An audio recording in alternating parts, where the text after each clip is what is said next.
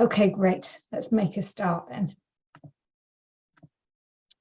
So the agenda for tonight, first of all, we're going to, it's going to be an introduction from me. I'll go around and introduce the panelists we've got here today, and then I'm going to give you an update on the Solar Made Easy project. I'm then going to hand over to Judy Fry, who is our Ambleside resident, who's had her, the first person to have an installation through the project. And then we're going to move on to introducing our solar PV FAQs at 20 to 8. And then it will be over to yourselves at 7:45 for all of your questions. We are available until 8:30, so we'll just keep going as long as the questions keep coming in, and hopefully we'll answer a lot of those. So just to go around the room and do the introductions, I'm Molly Hogg from Cumbria Action for Sustainability. I'll just say names and you can give away. There's Chris Hodgson from Ambleside Action for a Future, who is one of the lead members of the group that instigated this project, alongside Mike Green, wave there, from AFAF, again, who is key to this project. And then we've got Judy, who's our Ambleside resident, and we've got Matt Fawcett, who works for Carbon Co-op, and Matt has been supporting us with technical advice throughout this project and really helping us to design it. So on to the project then. So we had our first webinar back in November, I think it was last year, and that was around the time we started to develop the project. And the initial barriers that we were trying to address was that research has shown that people investing in solar PV were a bit nervous about doing it. They felt there was a risk of things going wrong. They couldn't access the information they needed. There's perception that it was difficult to buy and install and maintain solar, and difficulties around financing the upfront installation costs. So we designed the project around that, and the main principles were to identify trusted installers that we could introduce to householders and provide independent advice and support along the way. And through that it would increase householder confidence to go ahead and invest in solar. But since then, we've had the energy price crisis, and things have just gone a bit bonkers. The demand in solar has massively increased, both in householders and from businesses. And we found that the installers that are working in Cumbria are suddenly inundated with inquiries, and they're really struggling to meet demand. And what we're also finding is that installers are able to cherry pick now, and they tend to choose the bigger, more commercial schemes because they're more profitable for them. And travelling out to sort of more remote rural properties where the installations are quite small just doesn't really kind of make sense for them to do at the moment. And also on top of that, we've got global supply chain issues around the panels themselves, which really isn't helping the situation either. So our project, we reevaluated our project and added kind of an approach to dealing with this. So it was really now about how do we make it easier for the installers to meet demand. So rather than looking sort of across Cumbria, we're looking very much in terms of clusters, working with particular communities to identify perhaps a cluster of 10 households or small businesses that want to get solar at the same time. So we can do an initial assessment of them, gather all the information we require, and then pass them on as a cluster to the installers. And that cuts out a whole load of initial interaction from the installers and information gathering. And it also means that when they do the site visits and when they do the installs, we can organise it so they just go there once or twice and get it all done in one go. So that's the kind of the principle of it, and hopefully that will ease the situation. So the scope has changed a little bit. Initially, we started in Ambleside, and as I said, we were a little bit non-specific about who we could support outside of that area. And the scope was homes, small businesses, small community buildings, and we're looking specifically at solar PV and potential add-ons such as battery storage. So since then, we've refined the scope, as I said, to look at specific communities where we can find clusters. And for this financial year, so that's until the end of March next year, we're working specifically alongside Ambleside, which is ongoing. We're working with Kendal, Levens, Arnside, the Duddon Valley and Keswick, and we have specific funding to work with those communities. And the reason they were selected was because there are active sustainability groups or active parish or town councils who we can work with and help us to engage with the local residents and gather all that information that we need.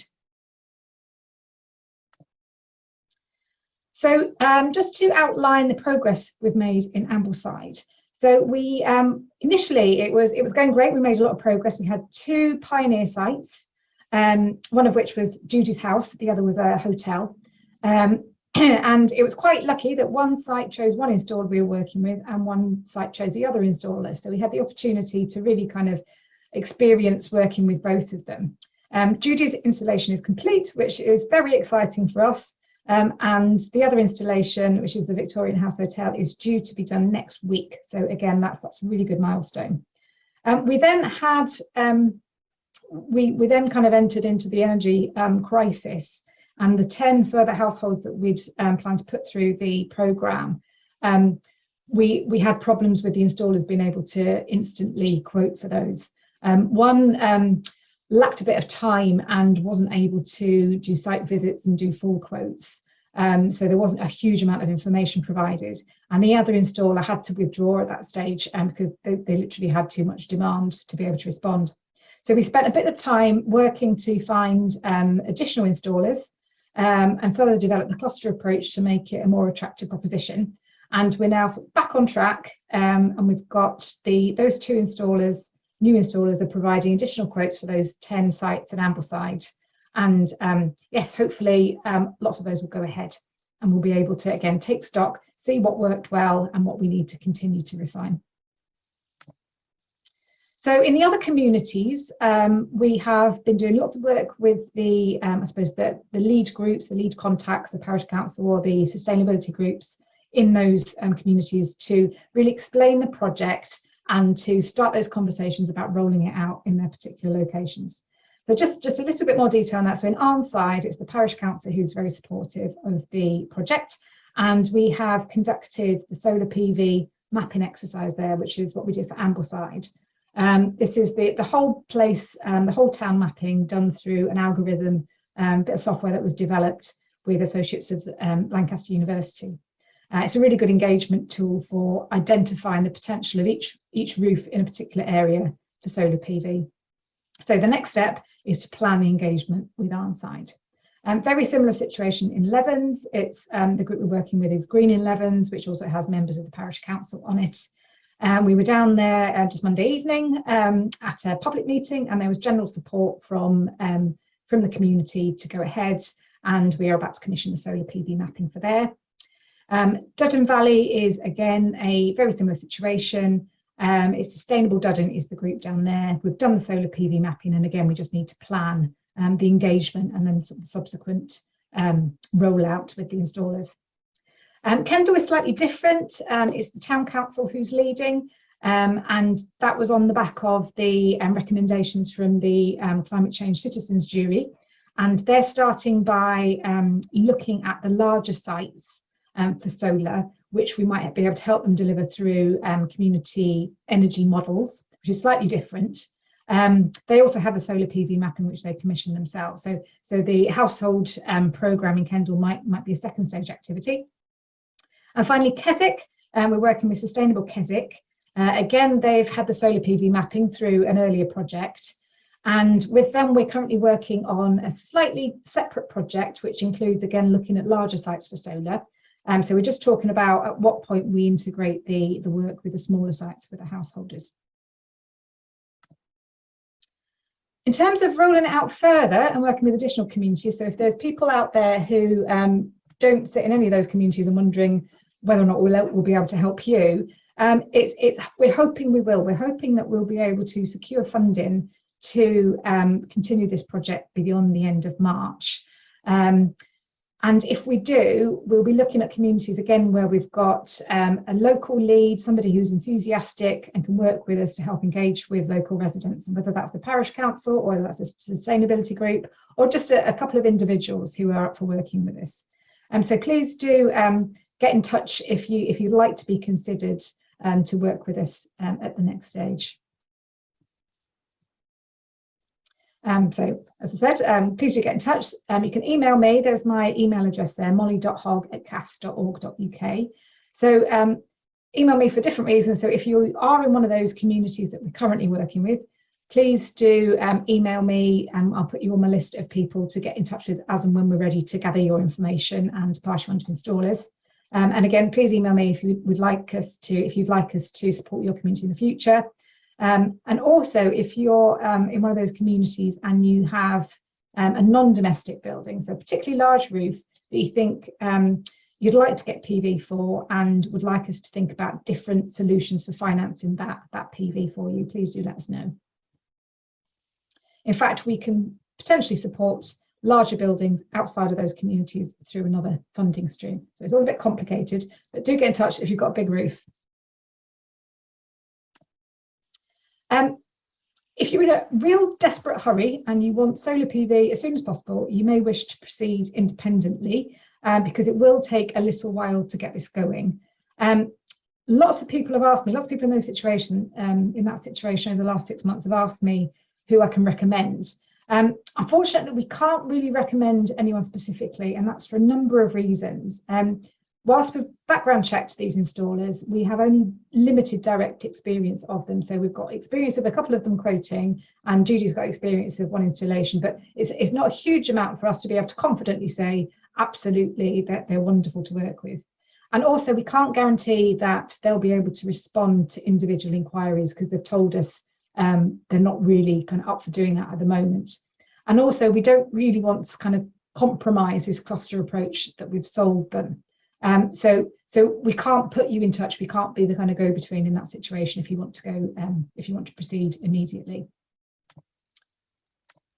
That said, I'm sure everyone's desperate to know who we're working with, and we want to be transparent with everybody. So these are the list of the installers that we are working with. We've got SJD Electrical, who are based in Carlisle and who did Judy's installation. There's Love Solar, who are in Penrith, and they were the ones that we initially worked with. Great reputation, but inundated with inquiries. Hopefully at some point we will be able to work with them, maybe schedule in when they might have some capacity. Our newer ones that we're working with are Create Energy, who are based in Kendal, and also Power and Energy, who are based in Wigan. We didn't ideally want to go outside of Cumbria, but they approached us. They're enthusiastic and they're happy to travel up. So it's probably quite useful for the communities in the south of Cumbria to work with them. We're also hopefully going to work with Glow Solar, and I recently met them in Levens on Monday, and they said they are up for working with us. So that's brilliant because, again, they have a very good reputation. And they are also very, very busy. They're booked up until the end of the year. So if we work with them, it will be for installations from January onwards. If you want to go ahead on your own, just things to look out for. Are they MCS accredited? Is a key thing, and you can, if you go on our FAQs that Mike will explain a bit later, there's a link to how you can find out which ones are MCS accredited in our area. You can also check to see whether they are a member of the Renewable Energy Consumer Code, and also just look at their reviews, see what you can find out online. You probably do that anyway. It's a sensible thing to do. Just have they got good reviews from people. And please do let us know how you get on, who you used, what you thought of them, and hopefully we can start working with the good ones as we move forward. Just as an aside, it's really important to us in this project that we don't forget about building energy efficiency as well. Solar is just one solution. Ideally, you would reduce your energy consumption first before considering solar PV, but it really depends on individual circumstances, what work you're prepared to do, the situation you're in with your house, and all sorts of different things. So if you are interested in building energy efficiency support, there's support locally in Ambleside. So the Warmer Homes Group, which is part of AFAF, and Mike is one of the leaders of the Warmer Homes Group. They, this last winter, offered free home thermal imaging heat loss surveys, and they managed to get around 40 or so houses. It is a volunteer-led project, and it's really just to highlight potential problems that people can then investigate further. So I think the plans are to do that again next year in Ambleside. Is that right, Mike? Thumbs up from Mike. And we're talking about this kind of project in the other communities as well. So Levens is particularly interested in exploring doing that locally. And then across Cumbria, you can come to CAFS for support. There's loads of information on our website. We have a Cold to Cozy Home service, which is free energy saving advice and equipment for eligible customers. There's quite a wide range of eligibility criteria that's around income, health conditions, other vulnerabilities. So have a look to see whether or not you are eligible for that. We can also do thermal imaging heat loss surveys. We can also offer domestic energy audits using a home retrofit planner. They start from about £600. And we're also developing a retrofit advice service to really help people with the next stage of finding the installers and getting the work done. Sorry about background noise. And we can also offer commercial and community building energy audits if they're required. That's it for me, and I'm going to hand over to Judy. Thanks, Molly. Now then.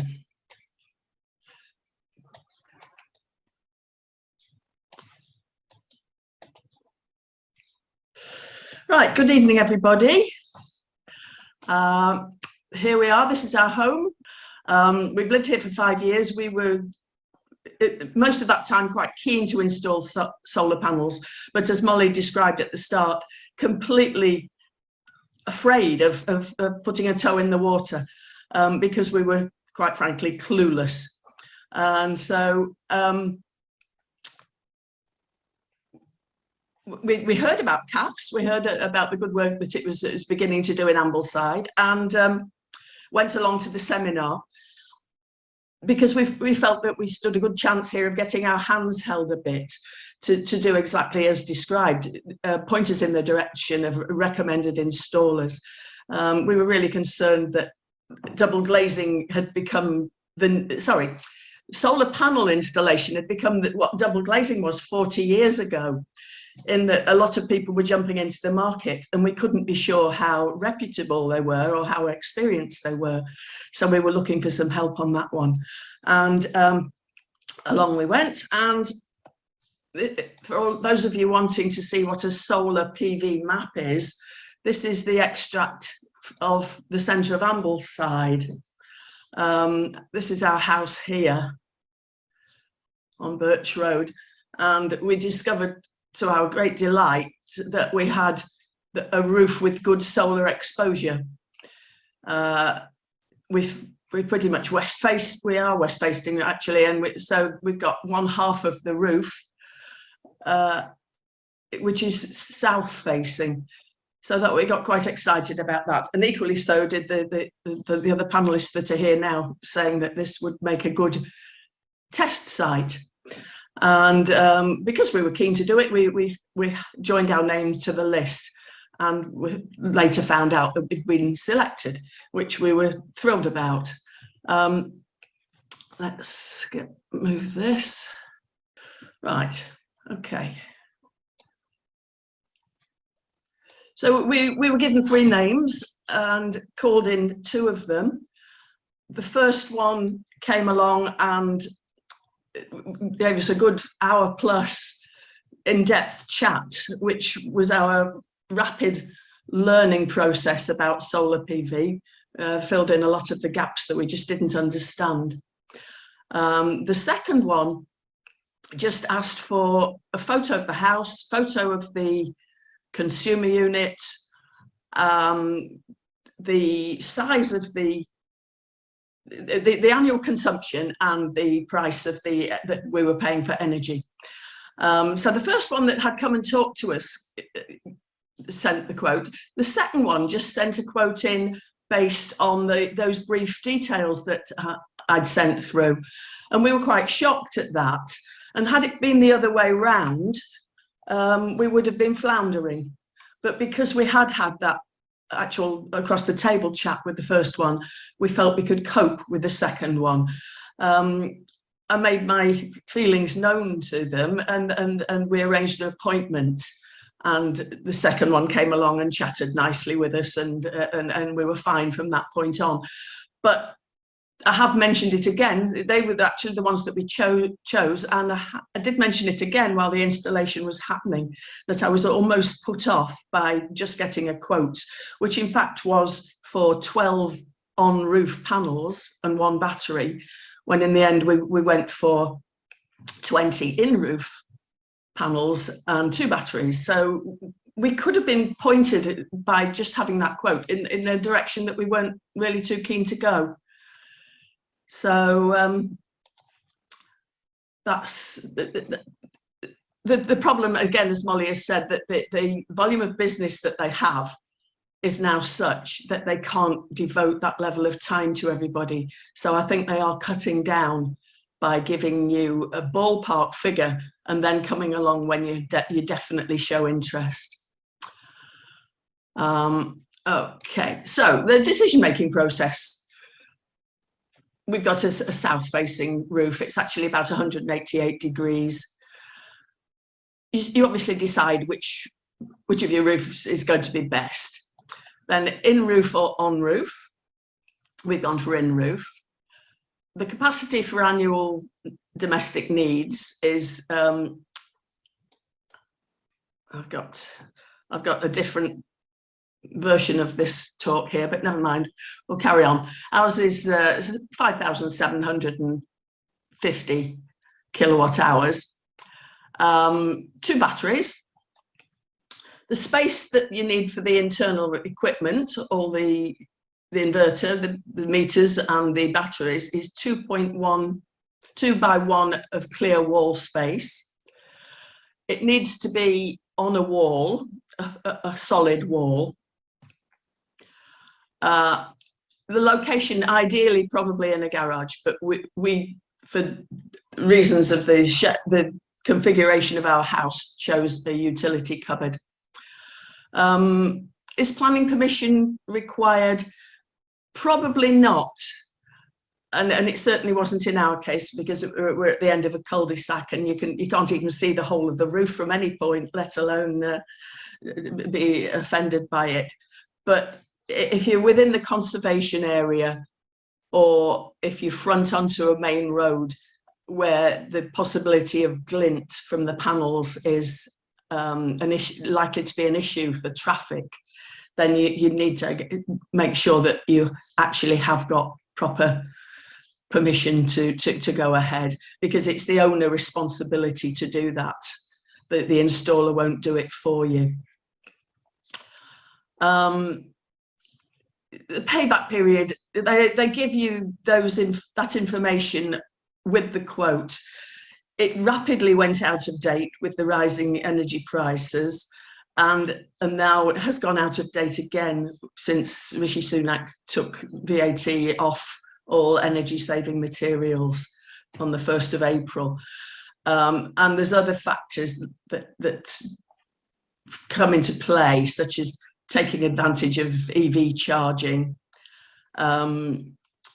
And also, when you have batteries, you can charge your batteries overnight at low rate power in winter conditions, so that you are in the daytime, those batteries are feeding your own use on the low energy that you've downloaded through the small hours of the night. But when you've taken all these factors into consideration, the good old round figure of 10 years seems to be a good guesstimate. I actually think it could be slightly less than that. The work took 7 days in total. Some of those days were, 7 days. But there was a delay in getting the work started. We accepted our quote in February, and it wasn't until towards the end of April that the permission came back from the network operator to give permission for the level of battery power that we might be exporting to go into the grid. I think it's the other panelists will know the actual figure. It's something like 3.2 or thereabouts that you can feed kilowatt hours.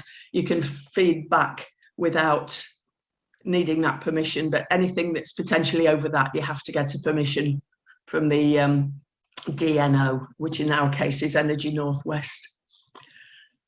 Does it make a noise? Yes, it hums. It hums a little bit when when you're making large volumes of power, or either using it, producing it, using it, or exporting it, it gets a hum that comes along. So I've tried to record this. I hope you might possibly be able to hear this.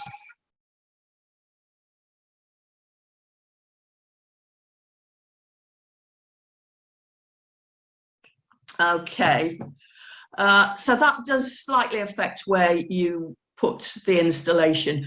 You wouldn't want to put it in a daytime use room, really, because it could become quite annoying. It needs to be out of the way. Garage is best, but out of the way so that you're not concerned by it.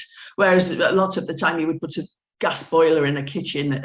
I don't think you would want a solar PV in a kitchen, or even in an adjacent utility room. It just needs to be a little bit away from the general living area. Right, okay. Now, roof integration versus on roof. I had a better slide than this, and I've just, can you possibly bear with me while I go find the other one?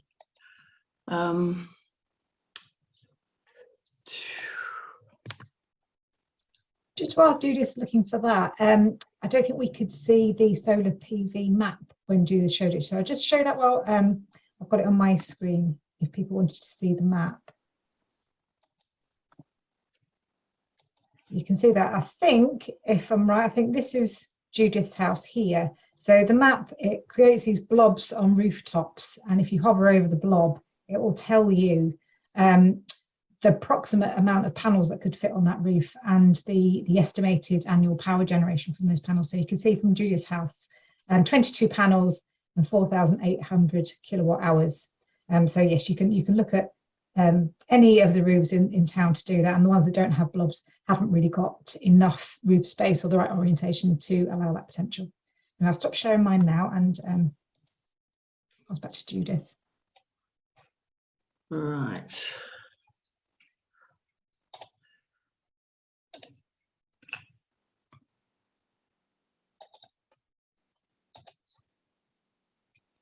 Right. Now, here we are, that's better. Thanks, Molly. Now, roof integration versus on roof. You can see the two kinds here. I'll leave you to read the various pieces there.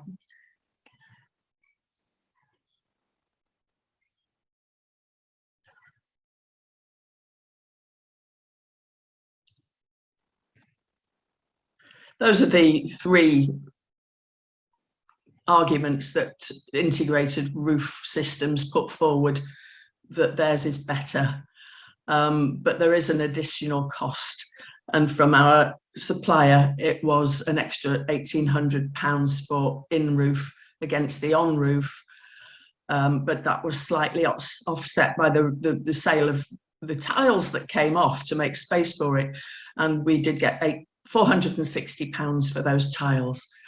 But we felt that we wanted to make it as streamlined and permanent looking as possible.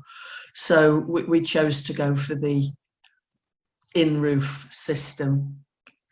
We also felt that if we were going into the exercise at all, then we wanted to maximise the performance from the available roof space. So we fitted as many panels on as the roof would take, which was 20. So, having accepted the quote and waited our approximately 13 weeks from that acceptance to the start date, we're off. And the scaffolding went up and the roof was stripped. The roofer, the installer, recommend that there's a minimum of 3 rows of slates left all round to secure the panelling down. It's important here to inspect the condition of the roof felting and the battens and replace if necessary. Ours was on the edge. It both the roofer and the installer on 2 separate days said it was fine, and it would do, and we didn't replace it. But the installation went ahead in really bad weather, and that they kept working through it. And when they got to the end, particularly, they were struggling as you come to the edge. They don't have many battens to stand on. And I think the felting got broken a couple of times. So, and we did end up with a wet loft one morning after a very heavy night's rain as a result of that. I would say, if I could, with hindsight, we would have refelted and rebattened. So this is these were the redundant roof slates that were taken away. We do recommend saving a few, keep them on one side so that you've got them available for any damage that might occur in future, matching slates. So there we are, the 355 watt all black solar PV panels. This is from the manufacturer's brochure and website that explains the system of installing. I have to say that the other one, the installer that we didn't choose, we went with SJD. They did a different system to Love Solar, who were the other ones that quoted. Love Solar have a grid system that they fix onto the roof first and then insert the panels into the grid. SJD have the Viridian system, which from reading on the internet does seem to be the top rated one, and they interlock one into the other with hidden fixings, as it says, and then they hook onto the battens as well with hidden fixings. And both the roofer and the installer did say that it was an excellent system and produced a very solid, watertight finish that was good for 30 years. So we were convinced by that and went for the Viridian system. But equally, Love Solar would maintain that theirs is as efficient and effective and reliable as Viridian. But Viridian's a British manufacturer, so we thought we'd support that as well. So there we are, it's locking the panels and fixing the wiring as they go. Again, in very poor conditions for a lot of it. And that's the finished job. So that was the outside work. That was 3 carloads taken to the tip. We're very lucky in Ambleside, we have it round the corner, but it certainly made a lot of cardboard. Now inside, the inside works. That's our utility cupboard. You see here, this is the consumer unit. So the whole thing was very, very straightforward, really, because straight up there, this one here is the cabling going up to the panels in the roof, which is directly above, well, through the loft space, but directly above. And the consumer unit was there. So by using this, we were minimizing the cable runs and the like. They're very, very heavy, these batteries. They weigh 75 kilos each. And we did ask if the batteries could go in the loft, but Simon did not like that idea. He said because of the heat temperature variations, which is fair enough, but also we think it was because of the weight, because they were really heavy. Needs a solid wall, needs to be within 2 meters of the inverter. And believe it or not, they're waterproof. I have to say it wouldn't be my choice to install them outside, but they are waterproof. They charge in parallel. So they're both filling up at the same rate at the same time. And they've got quite large temperature tolerance. But they do make a bit of heat. It's not serious heat. It's not too much. It's not, you wouldn't feel that it was at a dangerous level, but it it would be better to ventilate, and we will probably ventilate into the room, but you could ventilate into the loft as well. There's one good feature that they have is that they stop exporting to the grid automatically if a power cut is sensed, so that you aren't feeding the grid to keep all your neighbours going in the event of a power cut. And these two sockets here on the wall there, they become live for low-level backup power to use for power and lighting in the event of a power cut. So if you've got two full batteries with your 10 kilowatts at the time of a power cut, you can enjoy the fact that you can keep a light on and you can keep the kettle going while that power cut is in motion. That was the consumer unit. Next to it, the whole system took up 2 circuits. These ones on the right.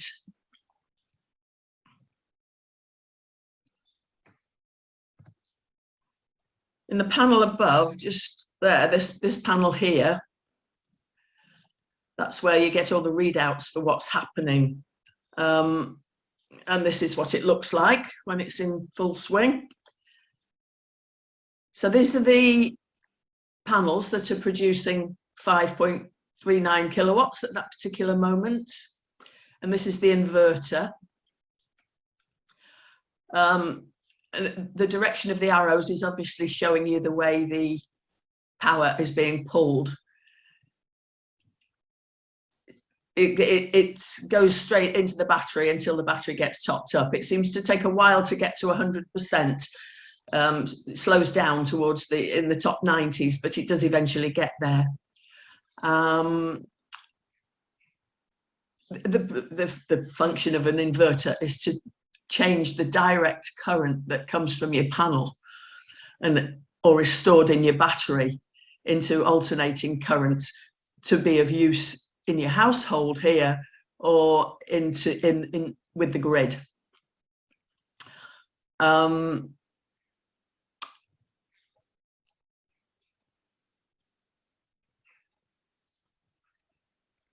This figure, according to what you're using in the house, this changes where the power's coming from, changes according to how much you're drawing on it. So sometimes it'll be coming mostly from the panels, sometimes it'll be coming mostly from the batteries, sometimes it's coming mostly from the grid.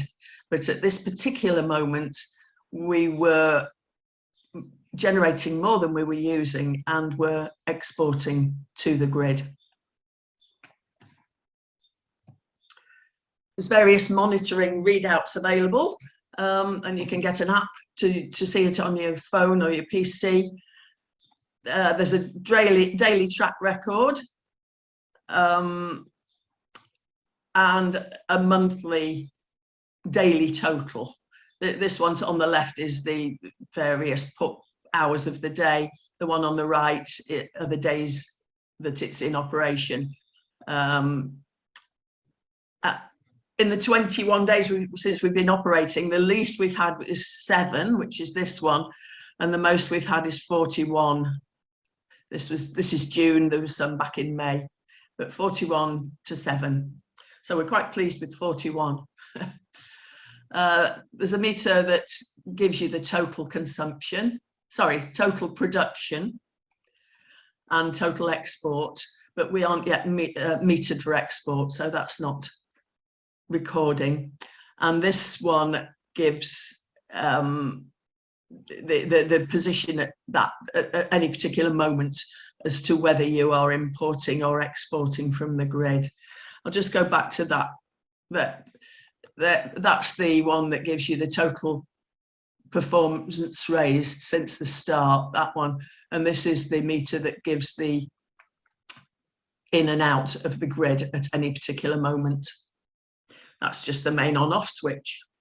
So 2 batteries, inverter, 2 meters, and the backup power sockets. So there we are, back in action. The cupboard is back in use.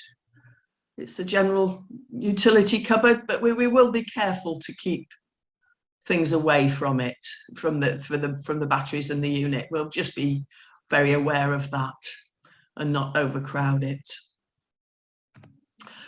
So timescale, I did say before, 13 weeks from acceptance to start of the installation, and then just 7 working days to complete it. It all ran according to programme and was very effective, really. Lots of half-day work. I spoke about this before. You get bamboozled with these payback periods, but you just have to take a view on things. And such as with the battery, extra batteries, the battery cost was 2,400 each. Do you want to go to 3 batteries, 4 batteries? Will you get your money back on another £4,800? You just have to take a view on that, really. But I think we're probably all doing it more for reducing carbon footprint reasons now than for just cost saving. Cost saving has come along at an even greater rate, but the taking advantage of the free sun, reducing your carbon load, helping the grid to cope with peaks from other consumers by doing your part in taking your bit of the load away. All those factors come into it, so it isn't necessarily just a purely financial consideration for the payback period. It's how you feel and how much satisfaction you get from having the system and being self-sufficient and the good that you're doing in reducing the carbon footprint and the load on the grid. 25 tonnes over CO2 saving over 20 years is the estimate.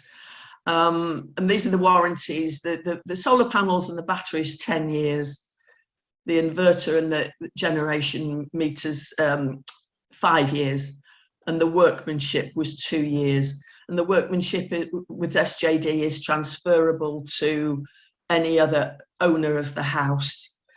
And they have they've subscribed to an insurance scheme so that if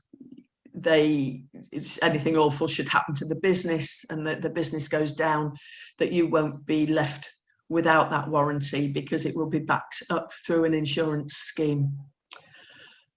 Servicing, no moving parts, so very little maintenance, but you might consider you want a yearly check to be very safe and sure. You also might want to have the panels washed, although I think we get enough rain to wash it anyway, but you may feel it. Maybe if you've got trees nearby, you might feel that you want to have the panels washed. The last thing really is which energy supplier to go with. We were with Shell because we'd been put there after green energy failed, and we were on the off-gen cap tariff. We were not really thinking ahead. I think we felt that we got to have the system installed before we moved on to a different tariff. That isn't exactly the case. Some energy suppliers do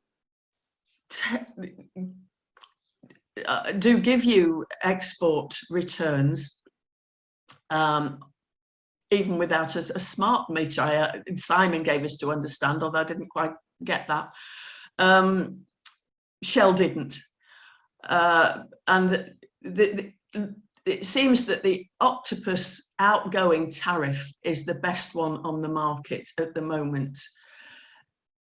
It's got 2 kinds. It's either fixed if you want to be sure at 7.5p per kilowatt hour 24/7, or the dynamically priced half-hour blocks for 24 hours a day, which I think is capped at 4p, the lowest rate, and 10p at the highest rate. Lowest rate being half past midnight till 4 in the morning, and the highest rate being 4 o'clock in the afternoon till 7 o'clock at night. So if you've got a lovely sunny afternoon and the sun's blazing down at 4 o'clock, you can be exporting at 10p per kilowatt hour at that stage. But you need to have the smart meter installed, or there's one first generation of smart meters made by Secure that will function, they can function with, but most of the rest, all of the rest, they can't. So it has to be a second generation smart meter. And you can't actually, they won't accept an application to go on to Octopus Outgoing Agile until you have actually got your installation in place and you've got the MCS certificate issued by the installer after completion, because that has to go as part of the application process. And also a confirmation that the distribution network operator has agreed to the system being connected to their grid. So we only went live on Octopus last Saturday. We're getting the smart meter installed on next Tuesday, and it will then take a further 17 to 21 days before the tariff goes live, before we actually are getting any money back for the energy that's being exported. So anything that's going back right now, and since the start, is going back free of charge. Right. Okay. Now you have these lovely batteries, but this is a wonderful feature. You can time program it to top up on off-peak electricity when your solar PV panels aren't producing at the same level. So that you can take advantage of the dynamically priced purchase price of the agile energy at night time, equally as you can take advantage of the dynamically priced export price. So both have half-hourly rated tariffs applied to them, import and export. Sorry, Judith, to interrupt you, but we're running out of time. Okay, sorry. Okay. Is it okay if you wrap up there? I know you've got one more slide, which is just to say two things we'd wish we had considered. Two things: take advantage of the golden opportunity of replacing the roof felt and battens, just for complete peace of mind going forward. Really, our roof was fine beforehand, and it's fine now, but because we had that water ingress, it put a bit of nervousness into the situation. So just be sure that your roof felt is fine. And once you're an Octopus customer, they like you to recommend to other people. And they give you a link for which £100 is available to share equally between the recommender and the new client. And we pledge to give any £50 raised if you use our link to CAFs for fundraising. And equally, if you take on Octopus Energy yourselves, you will get your link yourself and you will be able to share it with friends and family. Okay, that's it. Thanks for listening. Sorry, I went over the time limit, Molly. Well, that's okay. It's incredibly interesting. Thank you very much for your generosity with the donating any referral payments you get. If you could maybe paste that link into the chat, then people have got that instantly, which would be brilliant if you can manage to do that. Okay. It's great to see, it's wonderful to hear how much expertise you've gained through this process, especially as you described yourself as clueless at the start. It's incredible how you know your system intimately. Yeah. It's really great to hear.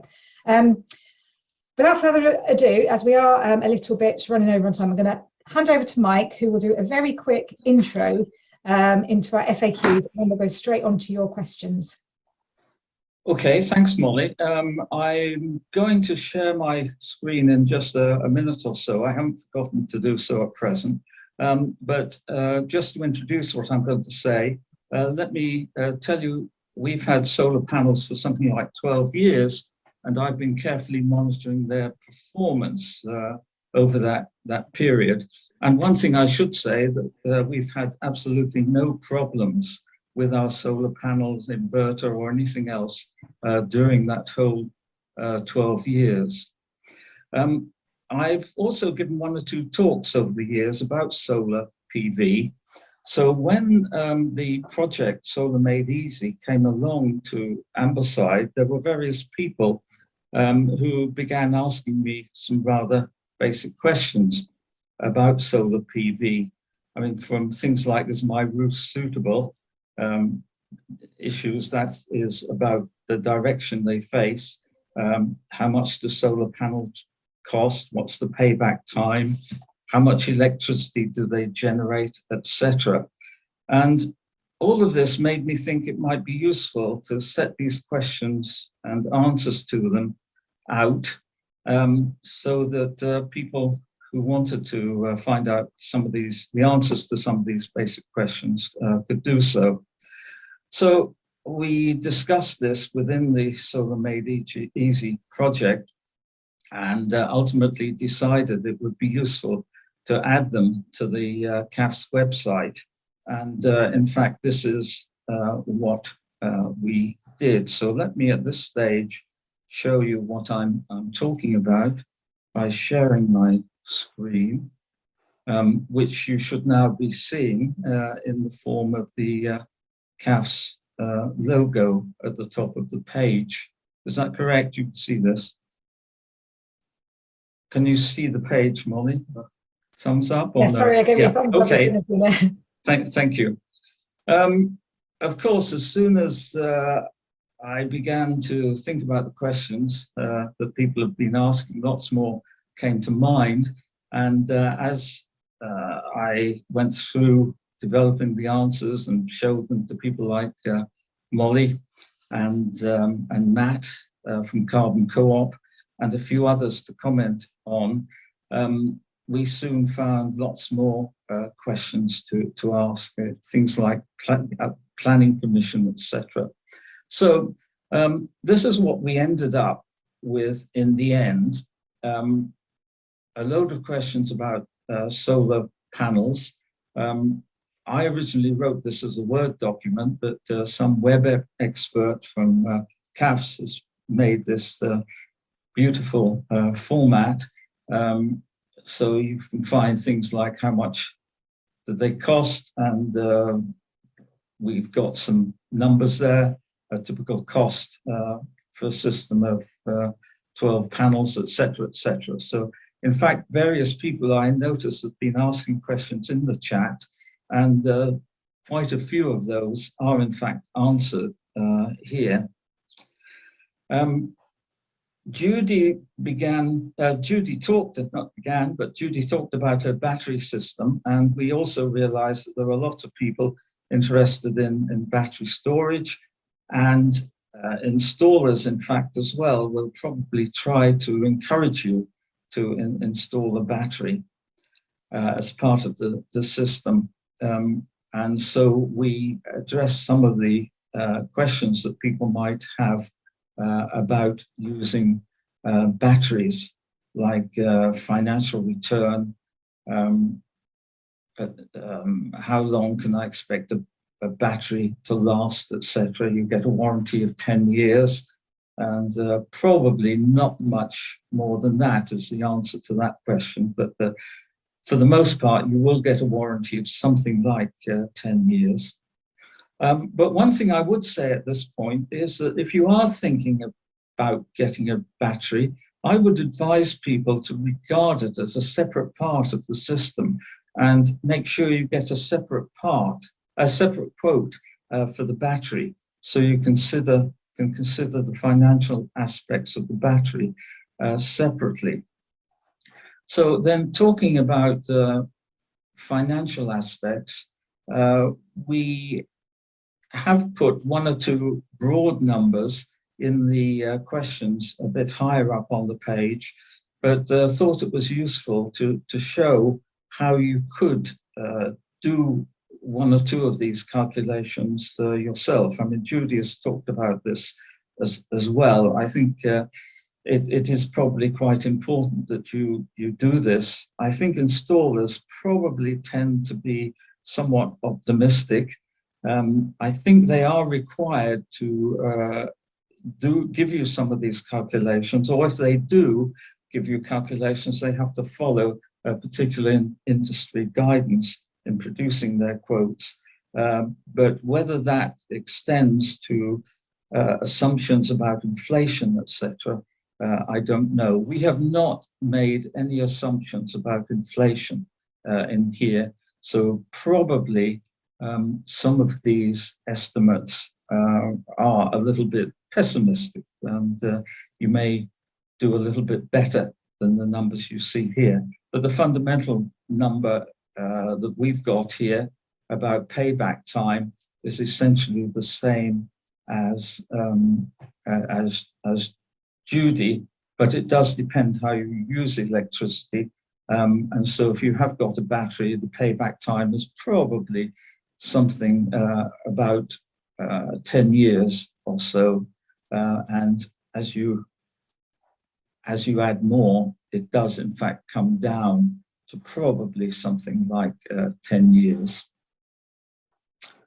Okay, Molly, that's all I want to say, just to introduce the questions. And I mean, as I said, I think quite a few people have asked some of the questions that are answered here during what's been said earlier, but they could be developed more now, I think, the answers to these questions.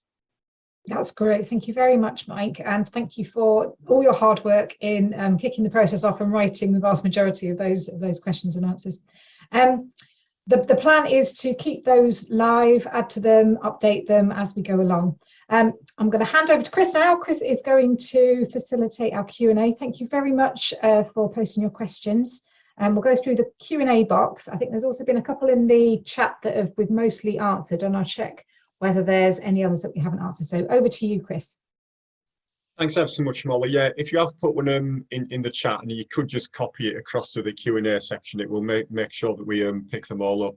I'm just going to start at the top and work down. So Richard from Halifax is joining us, obviously from outside Cumbria, but the question's quite relevant in terms of many properties that we do have in Cumbria in terms of the style of property, and it's just really about the experience with wind conditions and slates, and about roof quality. Is there anyone that'd like to pop their hand up? Matt, is that going to be best for yourself to just pick that one up, or Mike? Either one, I think, of yourselves.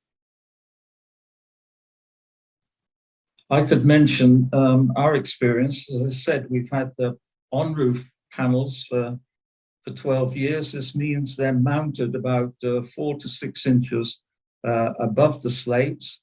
There have certainly been times during some of the storms we've had where I've been a bit worried about them, but we've had absolutely no problems whatsoever. I guess the wind just whistles underneath. It might be worth checking with your house insurers that your panels are covered. We did that and got an explicit statement that they were part of the fabric of the house now, and therefore they're covered by the insurance. Matt, would you like to add anything else to that, or are we? Yeah, I think it's also, is it true to say that inline? I know there's a few questions being asked about inline and on roof, and I think Judy covered that very well in her presentation. Is it true to say that inline would generally be a little bit more secure than on top, or is that a complete falsism? No, that is very true. Very true to say, I think. And you're like, probably if you've got problems with your roof currently, then replacing those problematic tiles with an in-roof system is likely to improve the situation.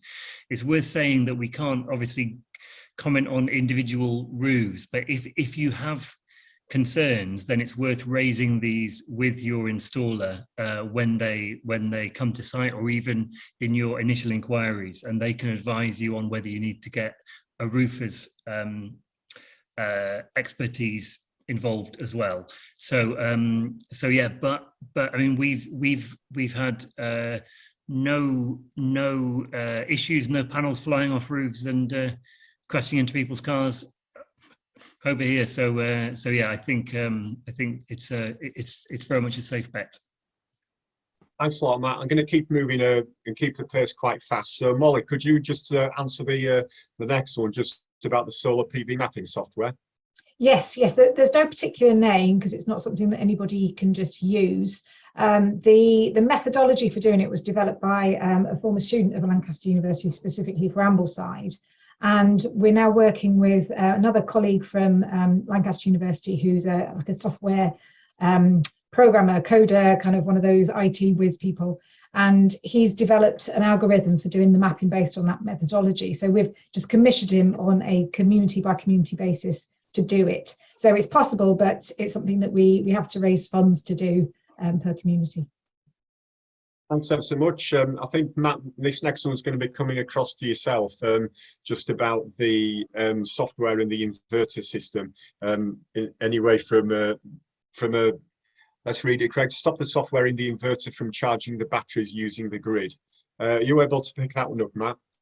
Yeah, so this will depend on your inverter, obviously, but I mean, it's clearly been set at some point to go through that cycle to take advantage of low carbon or low cost energy during the night. So if you don't want that to happen anymore, then that's going to be a setting to change in your inverter, but it will be a case of looking at the manual for your particular model. Thanks ever so much. Rebecca, your question, I think I can probably pick that one up, and then if anyone pops their hand up to add any supplementaries, they can do.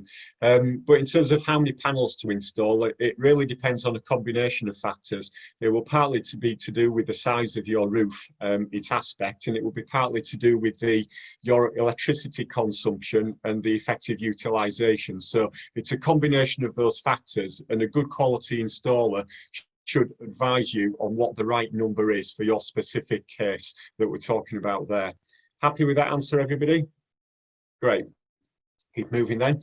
Do the roof solar panel potential maps take account of structures such as Velux windows? Molly, do you want to answer that one if you're au fait sufficiently with the mapping system? I'm not sure about Velux windows. It would take account of any projections because it maps heights above the ground. So it would pick up if it was a dormer window or something like that. Whether or not it would pick up a flat Velux, it might not. So you need to bear in mind with the map that it's an estimate. It's relatively low resolution data. It's only accurate to 1 square metre. So it does need to be verified by either your installer or through the project. We'd have a look just to see whether there is anything like that that is an obstruction. Terrific, thank you very much. Nikki's asking, do we have any information about the net carbon footprint of solar PV? So not just about the carbon that we're making savings on with the generation of electricity, but taking into account, I suspect, panel production, installation, etc. I know Mike's got some experience of this and has got his finger up. So Mike, across to yourself to start with. I'm not sure I can say I've got experience, but I have looked it up. There are various estimates that you can get from lots of different places. If you look on the web, they all seem to come around to 2 to 3 years payback time for the carbon, not financial, but just for the carbon payback. Yeah, just for the carbon. Matt, do you want to add anything, or are we happy with that? Yeah, I'm very happy with that. I just posted one of those things in the chat for people who want to read more. Great, thanks very much for doing that. Dave Carey just asks about Judy's installation required an internal wall area of 1 metre by 2. What are the options if that's not available? Any volunteers just to pick up Dave's question?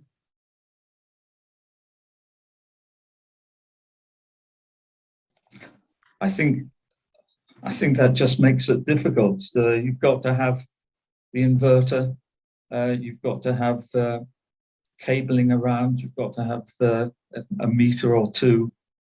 So if you haven't got that sort of space, I think you could be in some difficulty, but of course inverters come in different sizes, so it's worth talking to an installer, showing what space you have got and seeing what they suggest. Can I add as well, I think Judy's space included the 2 batteries, so if you're not interested in batteries, or you could live without the batteries, you might be able to just accommodate the inverter perhaps. Great, thanks very much. John's also asking about windy sites on hilltops, which we've got many here in Cumbria and especially in Ambleside. I think I'm happy that we've gone and picked up this question. I know that there's a little sub-question about is there a difference in fixings, but I think we're happy that unless anyone wants to add anything else, I think we're probably happy that we've spoken enough about inline and on-roof systems and regarding their vulnerability. And I think the end conclusion is, whilst everybody's is different, in general, then it's not an issue, but worth checking with your own house insurance, just to reiterate that fact, I think. The lifespan of solar PVs and batteries. This is coming to either Mike or Matt, I think, specifically. Over to one of you two, please. Go on, Mike. Okay, well, batteries, you'll get some sort of warranty on number of cycles or number of years. I've got a Tesla battery, which is probably one of the, certainly been around for longer, and they give a 10-year or 10,000 cycles, or 3,000, I've forgotten how many cycles, but certainly 10 years. I'm not sure I would expect the battery to last a great deal longer than 10 years. So if you're making estimates, I would suggest using that. Solar panels, I'm not sure if anybody really knows. You find guarantees around for 25 years. I think typically you'll find a guarantee that they'll produce 80% of their power after 25 years. Whether that's worth the paper it's written on, I don't know, but I think it indicates there's a lot of confidence in solar panels. They're rather simple devices. There's really no reason that they should go wrong.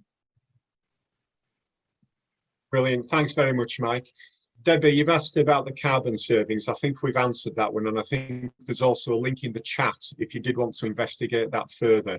So perhaps just head across to that link and bookmark it for yourself. Janet's asking, is there any similarity between PV batteries and electric car batteries? That is way beyond my technical knowledge. So Matt, across to you, my friend. Yeah, there is a great deal of similarity, in fact, and I think that's going to be one of the elements which we're going to see growing in the future. So there are already sort of test systems like the Wallbox Pulsar charger on the UK market, which allow vehicle to grid. So they allow you to use your use your vehicle battery in the same way that you would use your home battery. So so yeah, absolutely. If you've got an EV, then these are things to consider. Can I add one more thing to that? It really depends upon when you use your car. So if your car's at home when the sun's shining, brilliant. But if you're driving it to work during the day, then obviously it can't perform that function. So again, it comes down to your own circumstances and what works for you. Great, thanks very much for that add-on, Molly. Steve's just asking about panel technology. Is this one of these areas of technology where the pace of change is so quick that you're actually, as soon as you've committed to an installation, then next year's model comes along and it's far superior and would give you a much better, greater energy output for the same size? Matt, I think you're probably the best person to ask on this one. Yeah, I mean, panel technology is improving all the time, but it's pretty marginal, to be honest. So, so I think we would probably advise people to go with sort of well-established panels. I think you can sometimes pay a lot more for the very latest panel, and go with something which is known and trusted, and it will serve you well. So yeah, don't hold back. Yeah, I think that is true. It's certainly in the time that we've been working on this project, the technology hasn't changed considerably. It's been quite marginal gains, I think it's true. The next question is an excellent one, because actually, for those that don't know, one of our stage 2 households is actually looking at something similar to this, whereby they're not looking at a roof mounted scheme, they are looking at putting them on ground level in a garden. So absolutely, yes, that is definitely a possibility. Again, planning permission does need to be taken into consideration, especially within a national park, but the default and the guidance we've been given is that they would have to be pretty exceptional not to be given the go-ahead. But before I drop myself in a big smelly hole, does someone else want to add anything else about panels going into a garden rather than on a roof? No, happy with I that. think you covered it there, Chris. Bingo, I can keep the job. Next one down, will a PV installation add value to your property? And I'm just going to do a headline answer to that, and then someone else can pick it up if they want to. The general answer is yes, it will. The specific answer is it will very much depend on the type of scheme that you're putting in, and also the type of housing you've got and your locality. There's been several surveys done on this about adding value to your property, and anywhere has been estimated from about £2,000 or £3,000 up to about £20,000 or £30,000. I think in reality, it's probably one of those that I would speak to a local estate agent if that was a consideration to you, just to find about your specific local circumstances. I think unless it's a badly installed system, it certainly isn't going to detract value from your property. It's only ever going to increase it, especially in the current economic climate and energy crisis. Do any of the other panelists want to add anything to that? I don't know, Judy, I'm not sure if that was a consideration for yourself or if you ever looked into it. Well, certainly if anyone else has got anything to add, could you just pop your hands up on that one? I think that there was a fear of solar panels at one time, but I think that viewpoint is reversed now. So I think, yes, it does add to the value of your home. Thanks, Judy. Everyone happy on that one? Okay. Can panel wiring or modular setup be used to reduce the impact of chimney shading on the roof? This was an issue when we looked into it a decade ago. So volunteers with your if you could pop your hand up to take that one, please. Matt, thank you. Yeah, so the technology on that has moved forward in terms of panels being better at dealing with shading, and yes, you can use microinverters in order to reduce issues there, so that shading in one area of your system is not affecting the output of your whole system. Thanks, Matt. Just moving on. Wow, we've got an amazing variety of questions coming in here. Do the inverter or batteries generate a magnetic field? And if so, is this a level that could interfere with a heart pacemaker? Do we have any knowledge on the panel, or is this going to be a question for our friend Google or something like that? I'm probably Mike. So go on, Mike. Are you going to have a pop at this? Yeah, I'm not an expert, but I'm fairly certain there'll be no problems. Batteries in general don't have an inverter in them, although you can buy some that do. You won't get a problem from a DC current, but you might from an AC, of course. But the sort of currents you're talking about not greater than you typically have around the house anyway.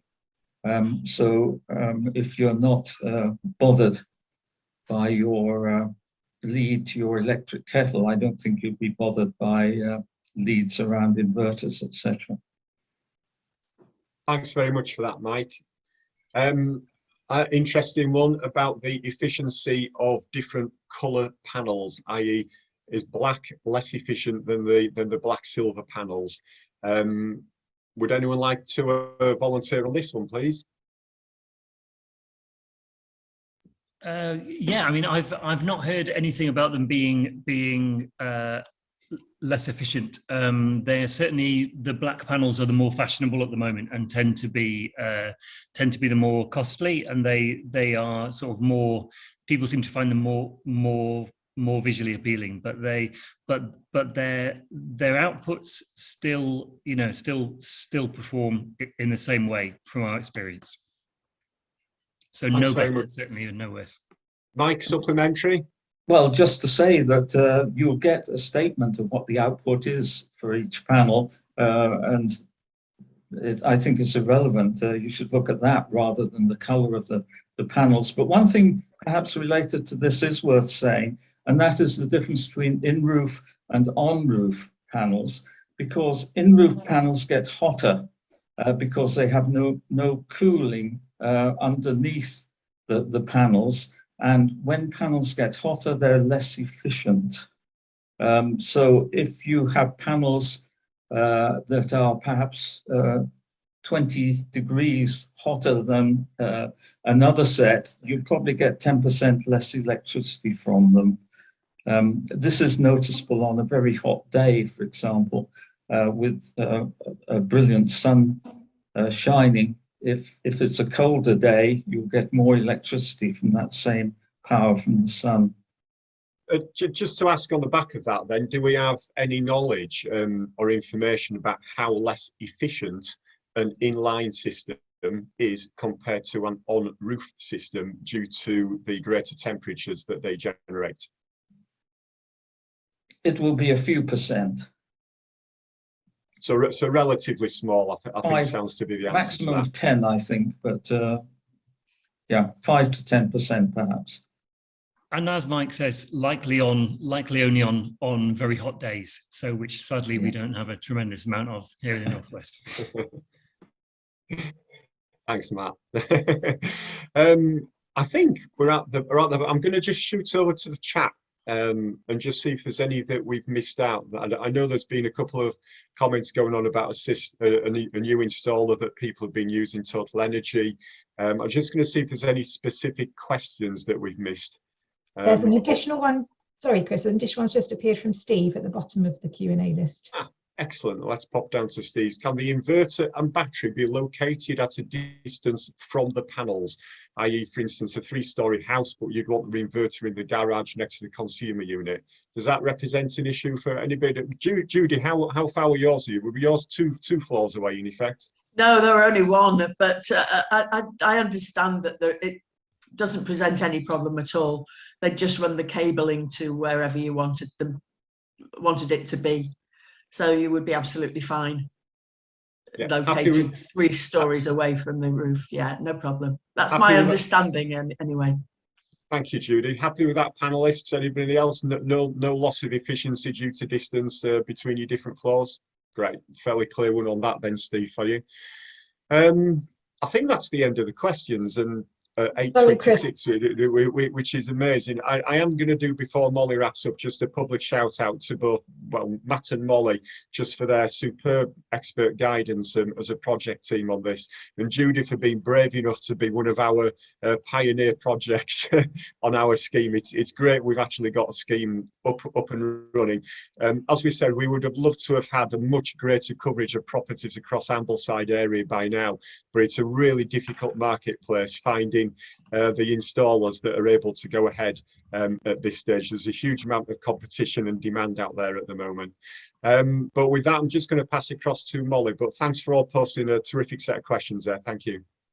Thank you, Chris. I was just going to say there is actually one more question just came in and last on the chat. Any government subsidies, council grants, incentives to help householders? Unfortunately not. The feed-in tariff subsidy was scrapped. It's a bit like all of these government subsidies. Once they see that the market is becoming more mature, the subsidy goes. Any future government grants are more likely to be into newer technologies such as heat pumps and that kind of thing, and energy efficiency measures. So yes, unfortunately not. Yes, there was just another comment about the efficiencies on the temperatures. Thank you very much for that from Judy and Tim, if people want to investigate that a bit more detail. And Judy has posted the the link to, have you got the link as well? No, there? it's not come through, Molly. I'll send it to you by email. It hasn't transferred. Thank you. And I will send that link around if anybody wanted to switch to Octopus. Yes, so I think that's it from me. Again, I'll echo Chris's thanks to everybody. Thanks to Judy for your brilliant talk, really illuminating, especially all the pictures of it happening for real. And that's it from us. Thank you very much for attending, everybody. We're likely to put on another webinar at some point and keep you posted on the project and answer any more questions. As I said at the start, please do email me if anybody is in one of those communities and wants to get involved, or if you want your community to be involved in the future. I'm just going to whack my email address in the chat so everyone's got it.